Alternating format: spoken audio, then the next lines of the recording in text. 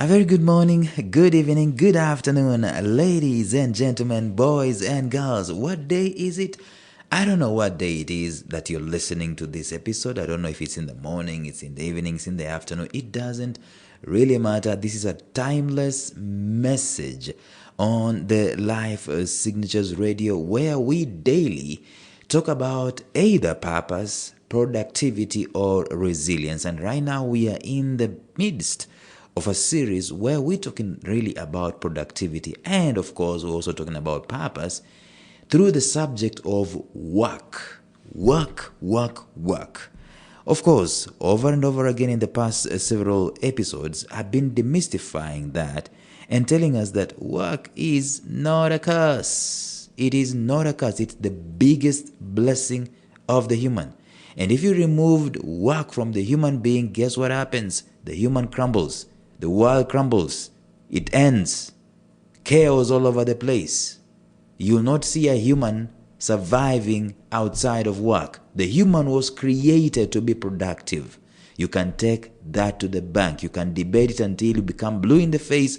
You come back. It is still a fact. The human was created to be productive. And we can only be productive to the degree that we are fulfilled and we are successful through our work. Through our genuine productivity and work. And so we've been talking about the different facets of work, and today we're going to continue talking about one more facet, even as we started about talking about it yesterday. So stay tuned.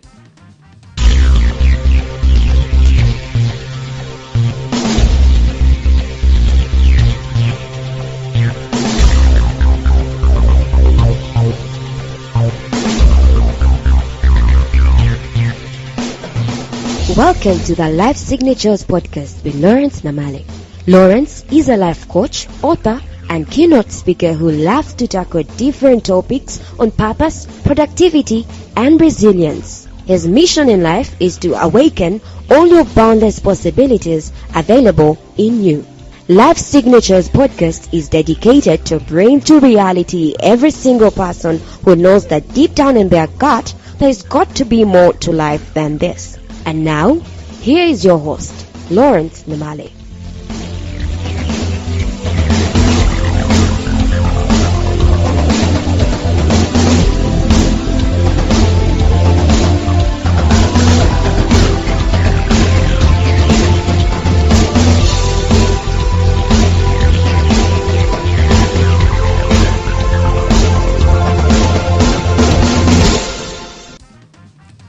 In a first recap, we said, first of all, that work is exemplified through creation. That the work that I do has an element of creating things.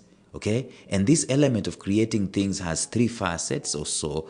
There is the facet of innovation, there's a facet of invention, and then there's a facet of research and development, coming up with new things through research and development.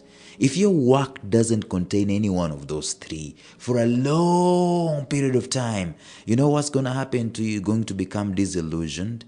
You're going to, become discouraged. You're going to look at and say, is this all there is to life? Because you are made to bring some things to happen. You're made to cause some things to happen, whether tangibly or intangibly. You are a center of creation. You are a co-creator. So your work is exemplified in one way through that. Secondly, your work is going to be exemplified through growing and increasing.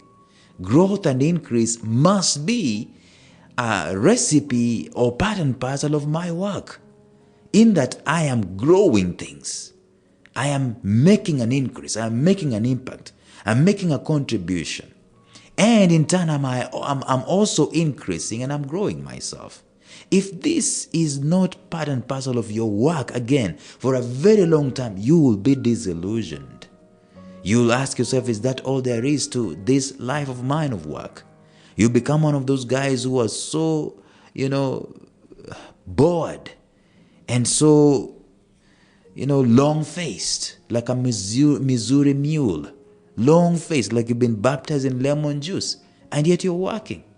Your work is not enjoyable because there's no growth. There's no impact. There's no contribution. There's no increase. So check. Thirdly, your work is going to be exemplified through global reach.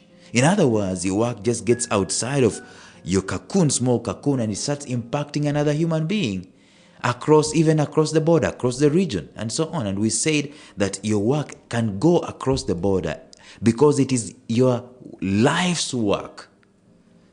Invariably, your life's work. You see what? The element of life's work is the element of being a blessing to others. Work that is just me, it ain't life's work. Your life's work has an element of impacting, reaching, metamorphosizing others, contributing, impacting others, infusing life in others. That's your life's work. And so if you have your life's work, one of the ways it's going to be exemplified is that it's going to grow organically. You're going to bless someone with a cookie that you've baked, and they like it, and they say, bring this in my birthday, and you bring them in the birthday, and other people like it, and so on, and the list is endless. Organic growth. Or you're going to exemplify your global reach by being intentional and saying, let's do this. In fact, you're going to look at the problems that are there, pockets of problems that are there, and you find that if this problem exists in Africa, it probably does exist in America, or in Europe, or in Asia. That's how you get global. We see, when you talk about global, it doesn't mean that every 8 billion individual in the world. No, that's not what we're talking about. We're just talking about pockets of people in different regions in the world. But we also said, starting yesterday, that your work is exemplified through ruling. As in, anyone who is working especially if it's your life's work, let me tell you, by extension, you are a ruler. We rule through our work. The lion rules through their voice and their ferocity and so on, but the human rules through their work. We've got a very wrong concept of rulership. We think rulership is lording over other human beings. And that's what we think. We think also that rulership is about the people in authority supplying our needs. No. Rulership is dimensionally through our work. It is through my job, my work, my life's work that I rule. So if you want to find someone who is not ruling, you find someone who is not in their life's work. And when we think that the rulers, and that's why we've, human beings, we've created so different types of leadership. I do believe, my friends, and I said this yesterday, I do believe that if every individual human ruled through their work the way God intended, you will not need a boss. Maybe we'll not even need all these things that we report to, and we'll not need others paid because they are ruling over us. We will not need law and order enforcement. We won't need all that stuff. So we've had this concept of ruling. You see, this concept that we're exercising today, we call it democracy, we call it dictatorship, we call it monarchy, whatever it is that we want to call it. All those forms of government, socialism, communism, all those things all those forms of leadership that we talk about, all those forms of leadership that we talk about are because we have failed to connect that we rule through our work as individuals. And so, let me talk about this. When you are ruling, you are in charge. When you're working, you're also in charge. This guy called Bill Gates, for example, when Bill Gates formed Microsoft, he became a ruler over the facet of productivity. See, to work is really to rule. And anyone who is working is ruling through their work in one aspect or another. And for example, a person who is working to improve people's productivity around the earth, no wonder he's the richest guy in the world, by the way. He is ruling over that area. He is up against something. What is he up against? He's up against sluggishness. He's up against all this unproductivity and proficiency, if there is such a word. He's up against repetition. He's up against redundancy. He's up against time wastage. He's up against inefficiency. He's up against low productivity generally. So when he forms Microsoft. He is propping up productivity and is ruling through that. Right? He became the ruler over productivity, whose main villain was and still is low productivity. That's it. Other things are just details. So you and I are going to be rulers in different facets of our work. See, I do not know what work you do. I do not know what your purpose is in this life.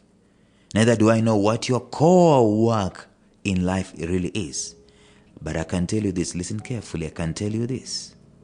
Every time you are about that work, that life's work, that purpose, you are ruling. Why? Because you have something that you are championing and something that you're stifling. You have a villain and you are the hero. You are ruling. And I'm a computer programmer, someone might say. You might retort, you might say, I'm just a computer programmer.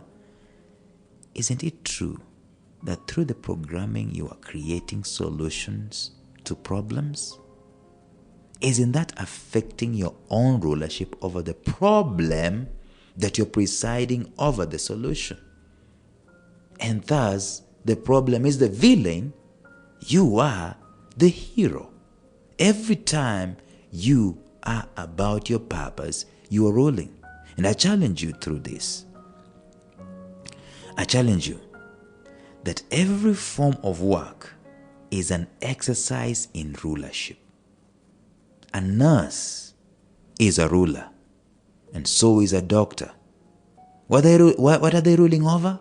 Of course you know. They are ruling over discomfort and disease. A lawyer is a ruler, so is a judge. What are they presiding over? Injustice. I even dare say that all business people are rulers.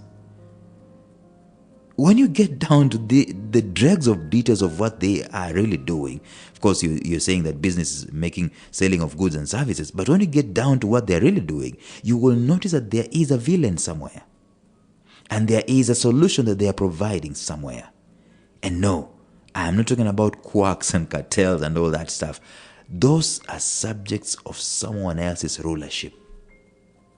But I tell you this, every time you are about your purpose, you're ruling. So if you wanted to find answers about your work, about your fulfillment in life, then you need to come to terms with the fact that you are indeed you should see. Every time you get your foot on that door in your office, hello, I'm here to rule. Every time you wake up and your feet hit the floor, hello, ruler. Hi, ruler. That's the mentality that we need to carry. Because every time we're working, I do believe we are ruling. In fact, we are meant to rule through our work. But how do we rule? And I think I'm going to share with you 4 ways in which we rule through our work. And I've already alluded to all those 4 ways in this episode that we've already shared. But we're going to start talking about them in the episode tomorrow. You gotta stay tuned. Hello, ruler.